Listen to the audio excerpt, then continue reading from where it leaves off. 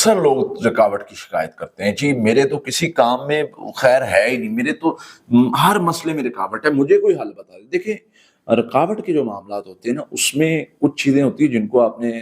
یعنی سمجھ لینا ہے اور ان کے علاج پر پراپر ایک طریقہ کار سے چلنا ہے۔ رکاوٹ جادو کی وجہ سے ہو سکتی ہے، رکاوٹ اللہ کی طرف سے آزمائش کی صورت میں ہو سکتی ہے، رکاوٹ ویسے کسی وجہ سے بھی ہو سکتی ہے کہ کوئی کام نہیں ہو رہا، اللہ تعالیٰ نے آپ کے حق میں نہیں لکھا ہوا، تو آپ اسی جگہ پر سر ماری جا رہے ہیں، جی میری رکاوٹ نہیں ختم ہو رہی۔ اللہ تعالیٰ کچھ ایسے اعمال ہیں جن کو کرنے سے آپ کی ڈائریکشن بنا دیتے ہیں، ان میں انشاءاللہ آپ کو ذکر کروں گا کچھ اعمال، وہ آپ کر لیں، آپ کی رکاوٹیں ختم ہو جائیں گی، ہر کام انشاءاللہ اللہ تعالیٰ اس میں خیر ڈال دیں گے۔ نمبر 1، اللہ کے نبی صلی اللہ علیہ وسلم نے ایک آیت بتائی، سورۃ توبہ کی آخری آیت کا حصہ ہے، حسبی اللہ لا الہ الا هو علیہ توکلت وہو رب العرش العظیم۔ فرمایا نبی صلی اللہ علیہ وسلم نے 7 مرتبہ بندہ پڑھ لیتا ہے نا، اللہ تعالیٰ اس کے کام اپنے ذمہ لے لیتے ہیں، اونلی 7 ٹائم، سارا دن کے کام۔ اب ہم کیا کہتے ہیں، ہم کہتے ہیں کہ تم نے اپنے سارے کام چاہتے ہو کہ ہو جائیں، جب اللہ کے ذمہ ہو گئے تو انشاءاللہ ہوں گے، اور وہ ہوں گے جو آپ کے لیے خیر کا باعث ہے۔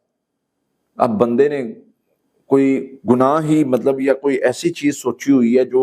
وہ ہے ہی نیگیٹو، کہہ رہا ہے ہو نہیں رہی پڑھائی سے، یا وہ اس کے حق میں بہتر نہیں ہے، تو بھائی اللہ تعالیٰ نے جب اپنے ذمہ چیزیں لی ہیں تو وہ خیر والے معاملات آپ کے لیے کرے گا نا، جس میں آپ کے لیے خیر ہی نہیں ہے تو اس سے تو آپ کو بچائے گا، اور آپ سمجھیں گے کہ میرے لیے رکاوٹ ہے۔ واللہ یعلم وانتم لا تعلمون، اللہ جانتا ہے، اللہ بہتر جانتا ہے، تم نہیں جانتے۔ اچھا، اس کے ساتھ ساتھ اس کے بعد اگلی جو چیز آتی ہے وہ یہ ہے کہ آپ کو جب یعنی جو بھی معاملات ہوتے ہیں، جو بھی چیزیں ہوتی ہیں، دعا استخارہ کو نہیں چھوڑنا۔ کوئی بھی کام کر رہے ہیں، دعا استخارہ کا مطلب یہ ہے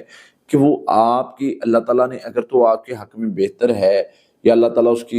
اس میں کمیوں کوتاہیوں کو دور کر رہے ہیں اور پھر بہتر کریں گے تو آپ کو خیر ملے گی، اس کی رکاوٹیں ختم ہونا شروع ہو جائیں گی۔ اللہ تعالیٰ سے ہم دعا استخارہ میں یہی مانگ رہتے ہیں کہ یا اللہ اگر یہ میرے لیے بہتر ہے تو میرے لیے آسان کر دے، تو اللہ تعالیٰ پھر آسانیوں کے راستے بنا دیتے ہیں۔ تو لہٰذا یہ 2 چیزیں ایسی ہیں جن کو اپنا معمول بنا لیں، اور اس کے ساتھ حفاظتی پڑھائی تو پھر ضروری ہے، تاکہ اگر کوئی جادو والا مسئلہ ہے تو وہ بھی ختم ہو جائے۔ اس میں سورۃ فاتحہ، آیت الکرسی، سورۃ بقرہ کی آخری 2 آیات، آخری 3 کل، ان کو 11 مرتبہ پڑھے اور استغفار کی کثرت کرے۔ جتنا زیادہ استغفار پڑھیں گے اتنی جلدی مسئلے حل ہوں گے، میرا تو ذاتی عمل ہے۔ تو یہ اعمال کریں، انشاءاللہ آپ کی رکاوٹیں بھی ختم ہوں گی، معاملات بھی بہتر ہوں گے۔